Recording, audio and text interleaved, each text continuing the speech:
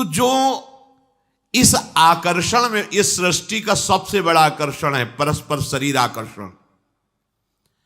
इस आकर्षण में जो फंस जाता है उसका अंतिम फाइनल मृत्यु रूप भयानक कष्ट, और जीते जी अपने आप को भूल करके माया मृग बन जाना, अर्थात काम के अधीन होकर पूरा जीवन दुख में व्यतीत करना। घर, पुत्र, स्वजन, संबंधी, पशुधन, ये सब अनित्य, नाशवान, भुलावे वाला। कैसा भुलावे वाला? भले है ना 1 करोड़ रुपया बैंक में जमा है, भले है हमारा परिवार है, हमारे पास जमीन है, हमारे इसी के चिंतन में तुम्हारा पूरा जीवन निकल जाएगा। जो वास्तविक धन श्री हरिनाम राधा नाम, उससे अछूते रह गए, ठगे गए। एक घर, स्वजन, धन, पशु, मित्र आदि ने ठग लिया तुम्हें। माया ने इनका रूप धारण करके भगवत भजन नहीं करने दिया तुम्हें, ठगे गए तुम। बराबर जन्म मृत्यु, प्रलय, महाप्रलय सब भोगने पड़ेंगे। इसलिए विचारवान पुरुष को चाहिए कि उसे समझ लेना चाहिए, जैसे इस लोक में सब ये दुख है ना, तो परलोक में थोड़ा सा सुख ज्यादा दिखाकर है परिणाम में दुख है। जैसे तुम यहां किसी की सुंदर स्त्री देख करके अपनी स्त्री पर दृष्टि डालना बंद करके उधर देखकर जल रहे हो कि अगर ऐसी पत्नी हमारी होती तो मैं कृतकृत्य हो जाता। ठीक ऐसे स्वर्ग में है, विमान पे बैठे हैं, अप्सरा पास है, नृत्य गान हो रहा, पास में उस विमान से 100 गुना अधिक, क्योंकि उसका पुण्य अधिक है, तेजस्वी विमान और अत्यंत सुंदर अप्सरा। अब वो भूल गया अपने सुख वैभव को, जल रहा है उसको देख के। पूरा का पूरा ऐसे ही थोड़ा सा ऊपर के लोकों में और पवित्रता और महत्ता, लेकिन सब नष्ट होने वाला है, ये कुछ बचने वाला नहीं। आ ब्रह्म भुनान लोकान पुनरावर्तिनो अर्जुन, ये सब नष्ट, परिवर्तनशील, आने जाने वाला है। इसलिए कोई दान पुण्य इस भावना से न करे कि स्वर्ग में सुख प्राप्त करेंगे, क्योंकि वो भी ऐसा ही है, उसमें भी शांति नहीं है, परम आनंद नहीं है। क्या करे?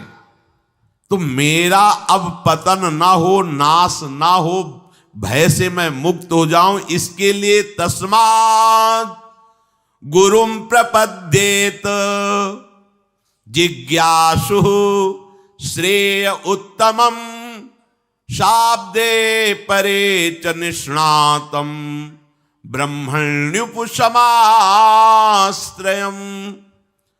अब उस विचारवान पुरुष को चाहिए कि वो गुरुदेव की खोज करे।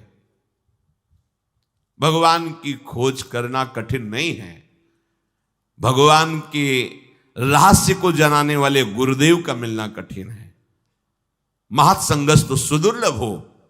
अपने लिए तो कह रहे हैं अनन्य चेता सततम यो माम स्मृति नित्य सहा तस्याहम सुलभा, मैं सुलभ हूं, पर वासुदेवा सर्वमिति समहात्मा दुर्लभा सुदुर्लभा। मैं सुलभ हूं पर महात्मा दुर्लभ है। अगर महात्मा मिल जाए तो अनन्य चित्त होने में देर नहीं लगेगी। तात स्वर्ग अपवर्ग सुख धरी तुलाए कंग, तूलन ताय सकल मिली जो सुख लव सत्संग। गुरु की खोज करनी चाहिए। कैसे करनी चाहिए? पहले उस अव्यक्त गुरु से प्रार्थना करनी चाहिए, परमात्मा से, ईश्वर से, प्रभु से, हे नाथ आप हमें गुरुदेव रूप से मिले। मैं नहीं जानता कौन गुरुदेव है, कैसे होने चाहिए। इतना ज्ञान विद्यार्थी को क्या ज्ञान कि कौन टीचर किस स्थिति में है, कितना प्रवीण है, वो तो विद्यार्थी है बेचारा। हाँ, प्रिंसिपल जान सकता है, जो टीचरों के ऊपर अधिकारी, इनमें से कौन सा प्रवीण है, कौन किस कोटि का, किस स्थिति का। ऐसे ही सब गुरुओं के परम गुरु जगत गुरु भगवान श्री कृष्ण हैं। सबसे पहले प्रभु से प्रार्थना करे कि गुरु के बिना ज्ञान नहीं, परम पद नहीं, मोक्ष नहीं, मोक्ष मूलम गुरु कृपा। तो हे नाथ आप कृपा करके गुरु रूप से मुझे स्वीकार करें। मैं आपका शरणागत हूं, आप गुरु रूप से आवे और मुझ शरणागत को स्वीकार करें। दीन बंधु मैं कहां खोजूं, या आप मुझे पहुंचा दीजिए या आप गुरु स्वरूप से आकर मुझे स्वीकार कर लीजिए। जब आप ऐसी हृदय से प्रार्थना करेंगे तो आपको गुरु मिल जाएंगे, या तो आपको पहुंचा दिया जाएगा उनके पास, और उनके पास जाते ही आपको लगेगा हमारी खोज पूर्ण हो गई, जो मैं चाहता था विश्राम मिल गया। कैसे होने चाहिए गुरुदेव? शाब्दे परे च निष्णातम, शास्त्र ज्ञान से पूर्ण होना चाहिए, और ब्रह्मण्युप समाश्रयम, भगवत प्राप्त होना चाहिए, ब्रह्मबोध होना चाहिए। अगर ब्रह्मबोध है और शास्त्रों का जो ज्ञान है शाब्दिक वो नहीं, तो अपने शिष्य को समझा नहीं पाएंगे। शब्दों का बहुत अच्छा ज्ञान है लेकिन ब्रह्मबोध नहीं, अनुभूति नहीं है, तो शिष्य का कल्याण नहीं कर पाएंगे। इसलिए दोनों बात होनी चाहिए।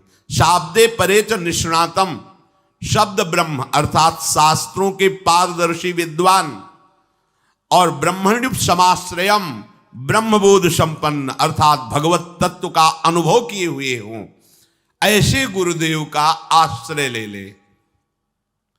तत्र भागवतान धर्मान शिक्षेत गुरुआत्मदैवतः, अमाययानुवृत्त्या तुष्येदात्मान मदोहरि। शिष्य को चाहिए कि अपने गुरुदेव को ही अपना परम प्रीतम मान करके, सवाल हल हो जाएगा। शिष्य को चाहिए कि अपने गुरुदेव को अपना परम प्रीतम मान करके, अपनी आत्मा मान करके, अपना इष्ट देव मान करके निष्कपट भाव से गुरुदेव की सेवा करे, गुरुदेव के समीप रहने की आकांक्षा करे। समीप रहने का भाव उनकी आज्ञा में रहना।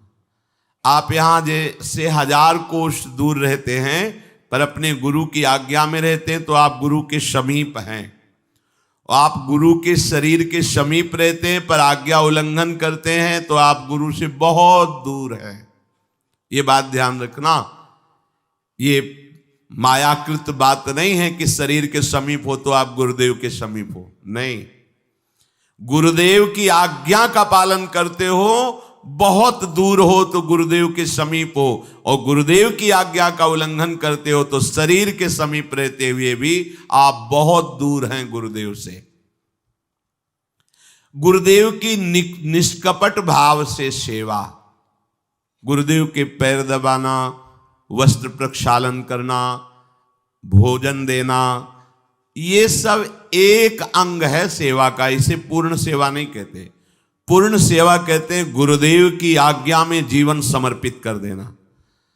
अब क्या करवा रहे हैं इससे हमें मतलब नहीं। आप खड़े रहिए यहां, आप बैठ जाइए, आप ये कीजिए, हमारा जीवन समर्पित है, हमें इनकी आज्ञा पर रहना है।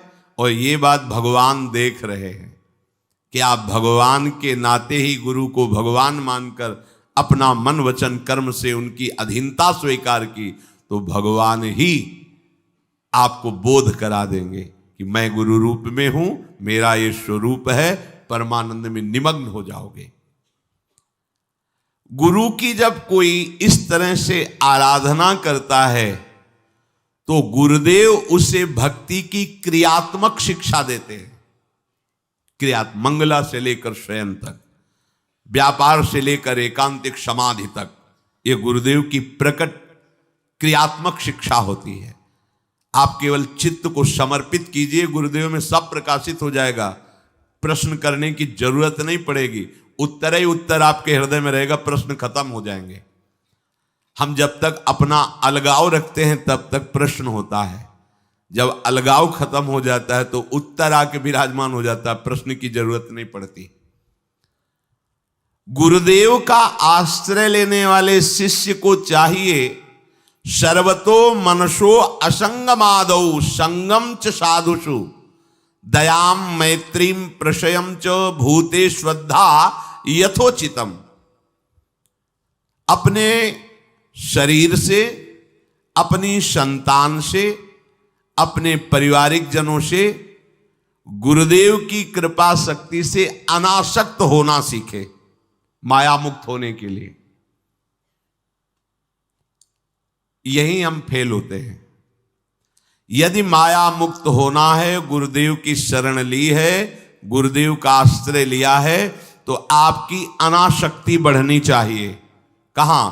शरीर से अनासक्त, पुत्रों से अनासक्त, परिवार के संबंधों से अनासक्त। अनासक्त का मतलब बाबा जी बन जाना नहीं होता है, ये अंदर की बात होती है। नाथ सकल संपदा तुम्हारी, मैं सेवक समेत सुत नारी, ये अनासक्त का स्वरूप है गृहस्थ में।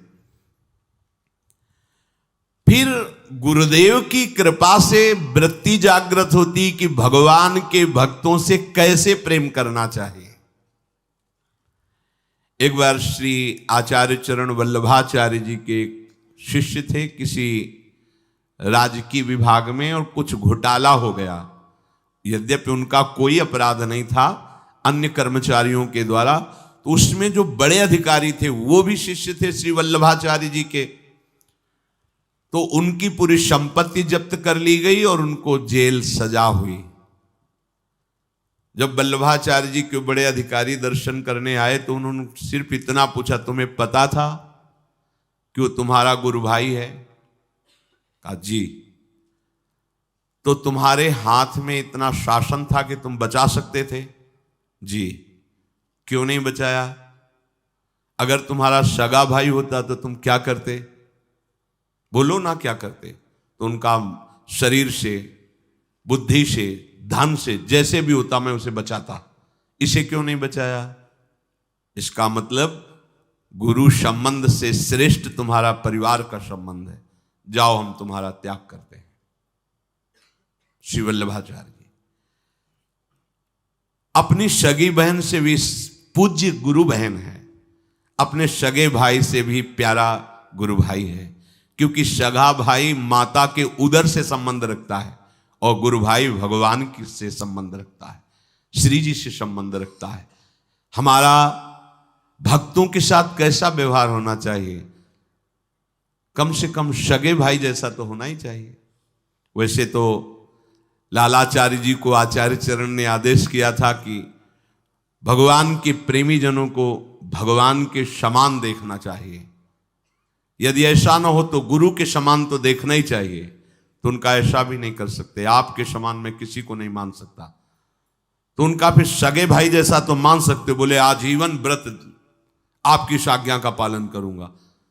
तो पूरा चरित्र आता है उनका उसमें कि कोई वैष्णव का शरीर बहा जा रहा था, उन्होंने उपहास किया लोगों ने, तो तुम्हारा वो लाए और संस्कार किया और भगवान के पार्षद आए प्रसाद पाने।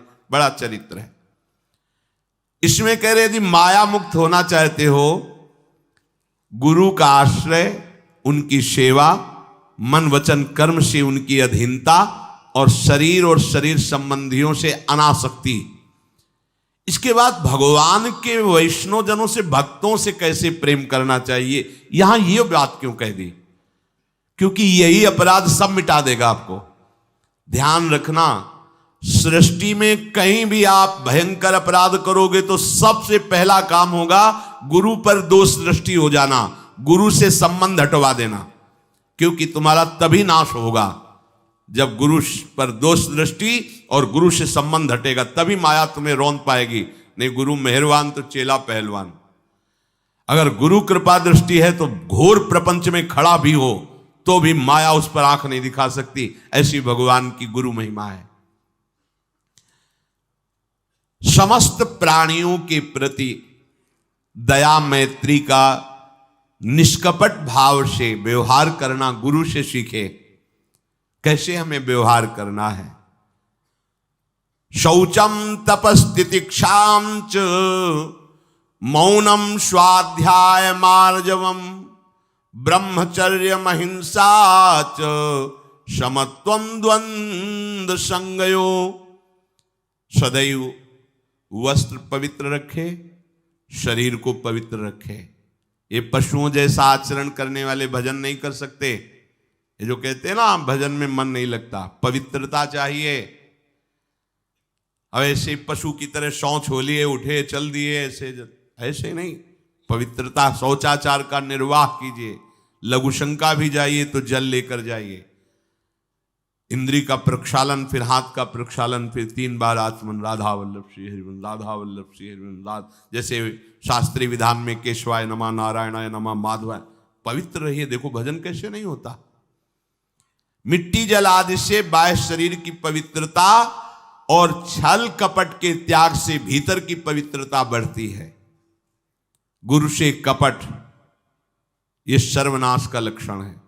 अगर तुम में कोई दोष है, गुरुदेव पूछ रहे हैं, तुमने ऐसा अक्षरशः जैसा हृदय में वैसा बोल दे जी, अब चाहे दंड दो चाहे क्षमा करो, ये आपका विषय, पर सत्य बात यह कि मेरे हृदय में ऐसी पाप वृत्ति थी, मैंने ऐसा किया या ऐसा करने का हमारे संकल्प बन रहा है। गुरु से कपट नहीं। अंदर कपट रखोगे मन मलिन हो जाएगा, भाग जाओगे, माया घसीट ले जाएगी। जो गुरुदेव ने उपासना दी है उसी का केवल अनुष्ठान। समय कहां आपके पास और के लिए, कहां समय है? प्रियाजू के सिवा हमारे पास समय कहां है? ऐसी दिनचर्या है, एक क्षण भी तो समय नहीं है, तो हम फिर और क्या अनुष्ठान करें? अपनी लाडली जू को हर समय देखते रहना है, दुलार करना है, नाम मंत्र वाणी जी का गायन, उन्हीं की सेवा में।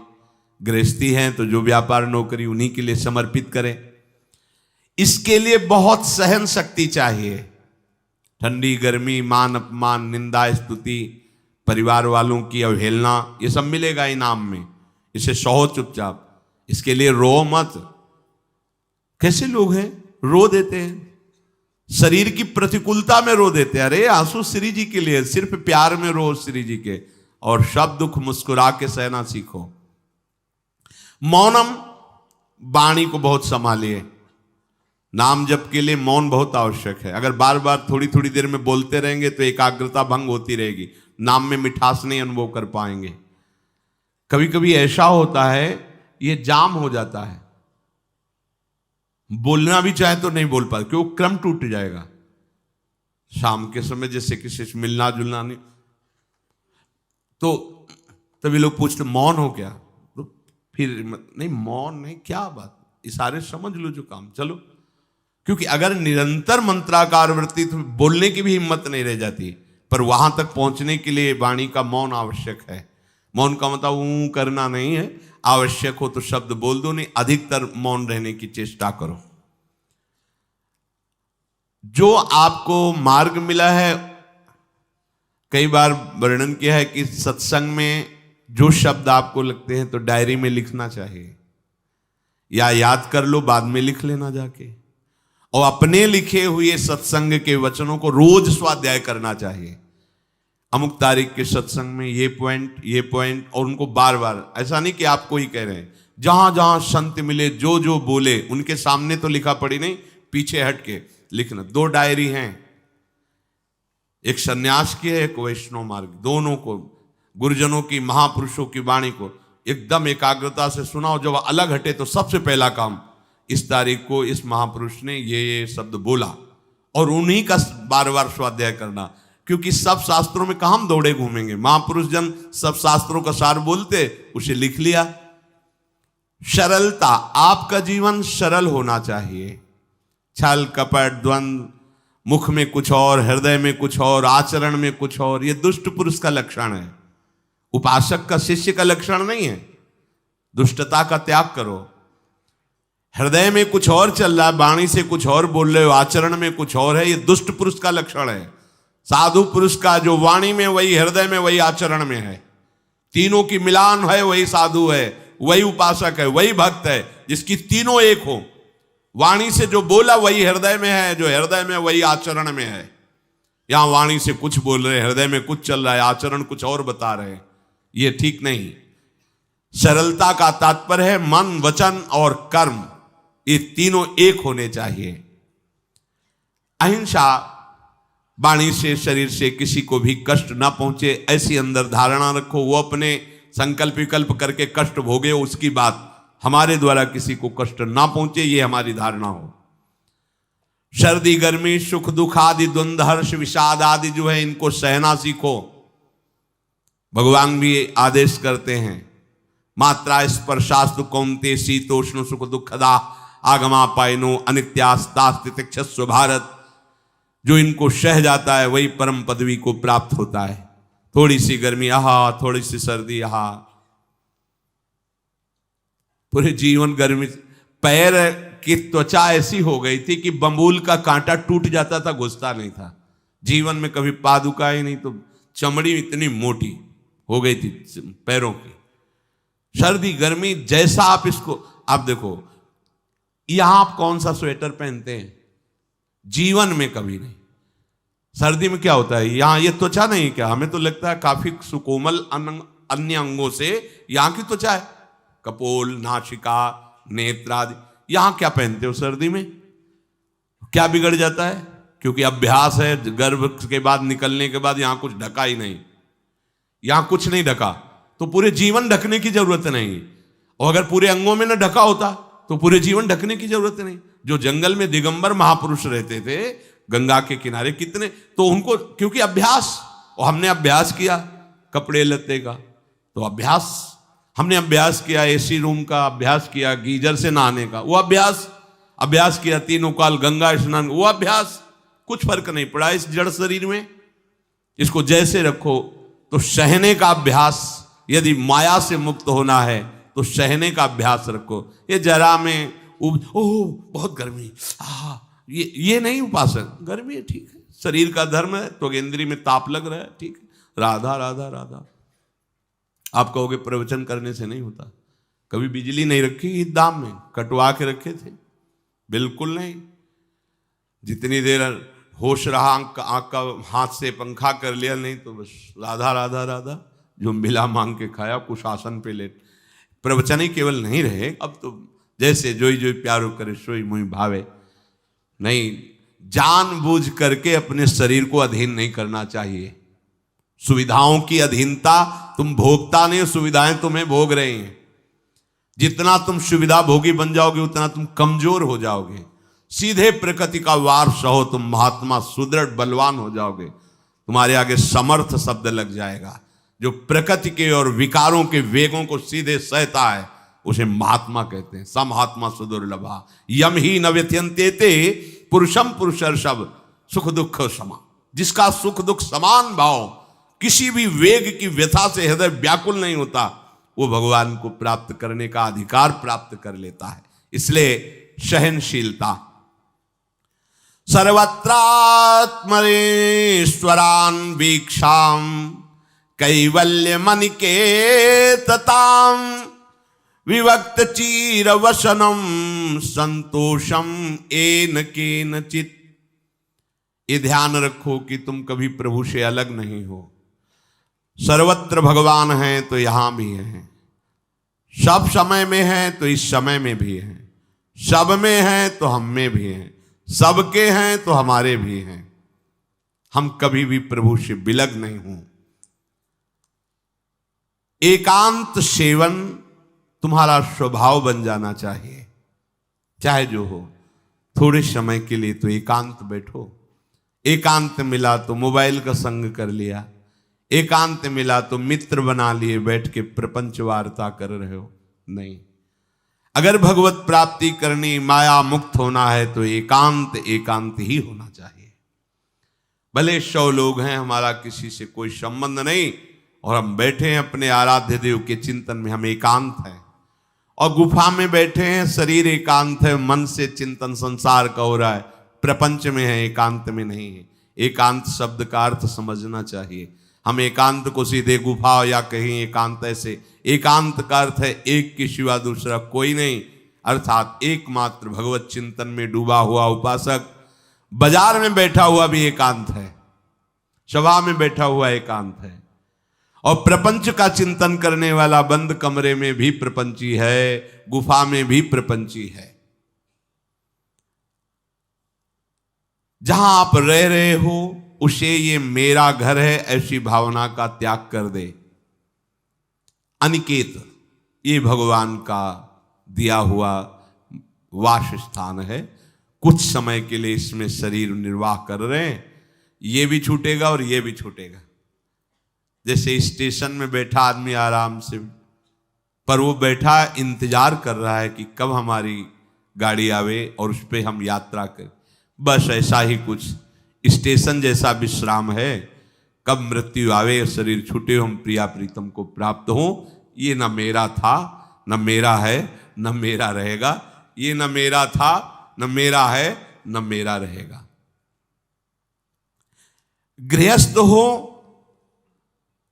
तो पवित्र वस्त्र पहने, और त्यागी हो तो जैसे मिल जाए भगवत कृपा से वैसे वस्त्र पहने। प्रारब्ध के अनुसार तुम्हें जैसी व्यवस्था मिली उसमें संतोष करना सीखो, मांग मत रखो। प्रभु की प्राप्ति के लिए खास बात ध्यान रखनी है, अपनी उपासना में दृढ़ श्रद्धा रखो और सर्वश्रेष्ठ भाव रखो, पर दूसरे किसी की भी निंदा ना करो। अगर किसी की भी निंदा करोगे तो फिर माया तुम्हें मुक्त होने नहीं देगी। मन को, वाणी को, शरीर को संयम में रखो, अर्थात भगवत भजन, भगवत वार्ता और मौन। मन का संकल्प विकल्प रहित होना, विषयों का चिंतन न करना, प्रभु के रूप का, नाम का, धाम का, लीलाओं का चिंतन करना। शरीर का शास्त्र संयम से वर्ताव करना। अब माया मुक्त होते चले जाओगे। इनमें किसी में भी त्रुटि ना हो, सावधानी रखो। अपनी इंद्रियों को सावधान रखो, किसी के दोष न देखने पावे। कोई गलत चेष्टा देखेंगे तो ये भी गलत करने के लिए तैयार हो जाएंगी। हे राजन, श्रवणम कीर्तनम ध्यानम हरेरद्भुत कर्मणः जन्म कर्म गुणानां च तदर्थे अखिल चेष्टिता। श्री भगवान के बड़े अवतार हुए हैं, बड़ी अद्भुत अद्भुत लीलाएं हैं। प्रभु का प्रकट होना, लीला करना, दिव्य गुणों का वर्णन। यदि आप इनको गाएंगे लीलाओं को और श्रवण करेंगे तो मोह की बात क्या, महामोह का भंजन हो जाएगा। बड़ी सामर्थ्य भगवान के चरित्रों की, महिमा बड़ी है। अगर इनको आप सुनेंगे, बार बार सुनेंगे, तो आपको और कोई साधन करने नहीं पड़ेंगे, अपने आप सब साधन प्रकाशित हो जाएंगे। जहां कहीं कभी भी किसी का उद्धार की बात आई है तो वो भगवत चरित्र सुनने से ही आई है। शरणागति श्रवण से ही प्रारंभ होती है, भक्ति भी श्रवण से ही प्रारंभ होती है, पूर्णता भी श्रवण से ही होती है। श्रवण सुजस सुनी आयऊ, और श्रवणम कीर्तनम स्मरणम। पहला श्रवण, खूब भगवत चर्चा सुनने का स्वभाव बना लेना चाहिए। पर देखा जाता है कि 20 वर्ष भगवत चर्चा सुनने पर रंग नहीं आता, क्योंकि ये तो बना लिया स्वभाव कि जहां भी कथा हो रही सुन रहे, और बाद में निकले तो बख्शते वो किसी को नहीं, सबकी निंदा करते। बस किसी एक की प्रशंसा, एक की निंदा, तुम्हारा सारा का सारा सत्संग बेकार हो गया।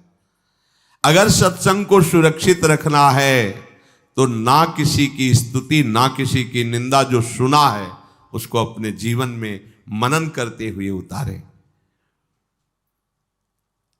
प्रभु की लीलाओं का श्रवण और प्रभु के नाम का कीर्तन और प्रभु के रूप का ध्यान, ये 3 बातें बहुत जल्दी भगवत प्रेम प्रकट कर देती है। ये 3 बातें बहुत जल्दी भगवत प्रेम प्रकट कर देती हैं। प्रभु के अवतार लीला चरित्रों का खूब गायन करे, खूब श्रवण करे। भगवान की अवतार लीलाएं भी हैं और प्रभु की प्रेममय निकुंज लीलाएं भी हैं। तो अगर आपका निकुंज लीला में प्रवेश नहीं है तो प्रथम सुने भागवत, भक्त मुख भगवद वाणी, भगवान के अवतारों का, भगवान की अवतार लीलाओं का श्रीमद् भागवत में खूब बढ़िया वर्णन है। पढ़ो, सुनो, क्या होगा इससे? मोह का नाश हो जाएगा। दूसरी बात, नाम कीर्तन, ये तो महान अमृत है। बिल्कुल विश्वास कर लो, नाम कीर्तन अमृत है। ताली बजा के, मंजीरा बजा के, ढोल बजा करके, नाच करके, जैसे बने, अकेले 4 लोग जैसे बने, नाम संकीर्तनम यस्य सर्व पाप प्रणाशनम। देखो भगवत चर्चा ने महामोह का नाश कर दिया और भगवान नाम कीर्तन ने सब पापों का नाश कर दिया। नाम संकीर्तनम यस्य सर्व पाप, सर्व पीछे बीच में जो भी जमा संचित कृप सबको भस्म करने की सामर्थ्य नाम कीर्तन। ये जो राधा राधा आप बोलते हैं, बहुत अमृत है, बहुत अमृत। और प्रभु के रूप का ध्यान, ये तीन बातें बहुत जल्दी माया मुक्त कर देंगे, आपको भगवत प्राप्ति करा देंगे। प्रभु के रूप के ध्यान के लिए ही दिव्य श्यामा श्याम ने बिहारी जी का रूप धारण किया। ये किसी मूर्तिकार की रचना नहीं है। श्री राधा रमण जी सरकार, राधा वल्लभ लाल जी महाराज, श्री बांके बिहारी लाल जी महाराज, ये साक्षात प्रगट ठाकुर हैं। प्रिया प्रीतम हमारी दृष्टि में सामर्थ्य नहीं कि देख सके, वो तो हरिवंश नेत्रों से देखे जाते हैं। निकष कुंज ठाड़े भये भुजा परस्पर अंश, श्री राधा वल्लभ मुख कमल निरख नयन हरिवंश। हरिवंश नेत्र प्रकट हो जाएंगे, आश्रित जन हो चिंता की बात नहीं। पर ये जो रूप प्रकट है, इसके ध्यान में तो तुम्हें कोई श्रम नहीं करना। बिहारी जी महाराज, राधा वल्लभ जी महाराज, राधा रमण जी महाराज, भर नेत्र देखो और अपने नेत्र के कैमरा से खींच लो फोटो। अब आप फिर जिधर देखो उधर वैसे ही खड़े नजर आ रहे, वैसे मुस्कुराते हुए दिखाई दे हर समय। और ये आदेश कर रहे हैं हरिवंश महाप्रभु, सब सोहित निष्काम मति, श्री वृंदावन विश्राम, श्री राधा वल्लभ लाल को हृदय ध्यान मुख नाम। राधा वल्लभ लाल का ध्यान करो और राधा वल्लभ श्री हरिवंश बोलो तो तुम्हारी मति निष्काम हो जाएगी, तुम्हें अखंड वृंदावन वास मिल जाएगा। प्यारी जो प्यारे जो तुम्हें प्यारे लगने लगेंगे। ये तीन बातें आपको निश्चित भगवत प्राप्ति करा देंगे। इष्टम दत्तम तपोजप्तम वृत्तम यच्चात्मनः प्रियम, दारान श्रुतान गृहान प्राणान यत् परस्मै निवेदनम। जो भी तुम्हारे द्वारा यज्ञ दान तप अथवा जप सदाचार, ये सब प्रभु को अर्पित कर दो, अविनाशी हो जाएगा। प्रभु को अर्पित कर दो जो भी तुम्हारे द्वारा होता है। हे प्रियालाल, आपकी प्रसन्नता के लिए। फिर दोबारा कह रहे हैं, स्त्री पुत्र घर जीवन और अपने प्राणों का मोह त्याग करके, प्राणों का मोह त्याग कर। यहां पूरा समाज वैसे ही सब बैठा है हृदय में। देखो, जिस मार्ग में चलना उसे समझो। अंदर से केवल प्रिया प्रीतम में ही हमारी अहमता ममता होनी चाहिए। प्रभु सच्चिदानंद श्री कृष्ण चंद्र जी को अपना प्राण प्रीतम मानने के लिए ये जितनी जगह आप अपनापन किए हैं समेटना पड़ेगा। सबकी ममता ताग बटोरी, मम पद मन ही बांध बर डोरी। लाडली लाल के लाडले तो कोई बिरले दिखाई देते हैं, प्रिया प्रीतम के जन तो कोई बिरले दिखाई देते हैं। नहीं धन बल, परिवार बल, बुद्धि बल वही घसल करके चले जाते हैं। अरे यहां तप बल भी काम नहीं करता, और बल तो जाने दो। यहां हारे को हरे नाम, हार गए, गले पड़ गए। गले पड़ जाओ, बढ़िया इसी जन्म में कल्याण हो जाएगा। गले पड़ जाने का मतलब, जैसे कोई गले पड़ रहा हो तो उसका मतलब समझते हो, मारो पीटो गाली दो भगाओ। नहीं भागे, वो गले पड़ गए। बोले आप क्या करें, गले ही पड़ गए, आप क्या करें। ऐसे ही पूज्य श्री स्वामी राम सुखदास जी महाराज कहते, श्री कृष्ण के गले पड़ जाओ भैया, इसी जन्म में तुम्हारा कल्याण हो। भगवान के गले पड़ जाओ। गले आप तो जैसे भी अब आपके हैं, अब तो हम खूब हल्ला मचा कहेंगे कि राधा वल्लभ लाल के हैं, तुम्हें अपनी इज्जत बचा लियो तो सुधार लो हमें, समझ गए। ये है गले पड़ला। हाउ कहावत, लंबा तिलक लगाएंगे और जय राधा वल्लभ लाल की बोलेंगे। और आपके लायक तो हम हैं नहीं। अब आपको अपने लायक बनाना कि आपका दास कैसा होता है, तो आपको बनाने के लिए कोई मशीन की जरूरत नहीं, आप ऐसे बना दोगे, बना देना। अब आपके गले पड़ गए, आप ही हमारी इज्जत हो, आप ही हमारे जीवन हो। अपनी इज्जत संभालनी हो तो हमें संभाल लेना। वो संभाल लेते हैं। वो मच्छर को ब्रह्मा बना देते हैं, घोर पापी को ब्रह्म ऋषि बना देते हैं। उनके लिए कोई दुर्लभ बात नहीं। पर जब तक अहंकार है तब तक उनकी तरफ से ये प्रोसेस शुरू नहीं होता। जब हार गया और गले पड़ गए, फिर वो बड़े बड़े महात्माओं के द्वारा भी बंदनी हो जाते हैं। यदि इसी जन्म में भगवत प्राप्ति करनी है तो ये काम तो आपको बड़ी जल्दी कर लेना है। जहां जहां हमारी ममता है उसे प्रभु के चरणों में लगानी ही पड़ेगी।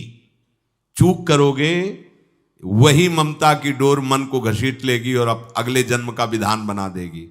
यदि आपको इसी जन्म में भगवत प्राप्ति करनी है तो सबकी ममता ताग बटोरी, मम पद मनहि बांधि बर डोरी। एवं कृष्णात्मनाथेषु मनुष्येषु च सौहृदम परिचर्यां चोभयत्र महत्सु नृषु साधुषु। और ये सब सहजता पूर्वक तब हो जाएगा जब किसी संत महापुरुष का आश्रय ले लोगे। जिन संत महापुरुषों ने अपने समर्पण के प्रभाव से, भजन के प्रभाव से सच्चिदानंद भगवान श्री कृष्ण को अपनी आत्मा के रूप में साक्षात्कार कर लिया है, यदि उनसे प्रेम हो जाए, संतों से प्रेम होना संतों से बड़ा कठिन है। अभी कोई मुस्कुरा के तुमसे कह दे कि कई दिनों से हम तुम्हें देख रहे थे या देख रही थी, बस तुम्हारे मन को कोई निग्रह विग्रह करने की जरूरत नहीं, वो घसीट जाएगा। वो बड़े भाग्यशाली हैं जिन्होंने संतों से प्रेम किया। यहां कह रहे हैं ये जितनी बातें बताई गई, दया, तितिक्षा, मौन, मनोनिग्रह, इंद्रिय निग्रह, परिवार की ममता का त्याग, भगवान से अपनापन, भागवत धर्म का प्रादुर्भाव होना, ये एक साथ सब हो जाएंगे केवल तुम्हें गुरु चरणों से प्रेम हो जाए, संत चरणों से प्रेम हो जाए। क्योंकि उन्होंने सच्चिदानंद स्वरूप भगवान कृष्ण को अपने प्रेम बल से अधीन कर लिया है। यदि परोपकारी संत जनों से हमारी प्रीति हो जाए तो हमारा स्वभाव बदल जाएगा।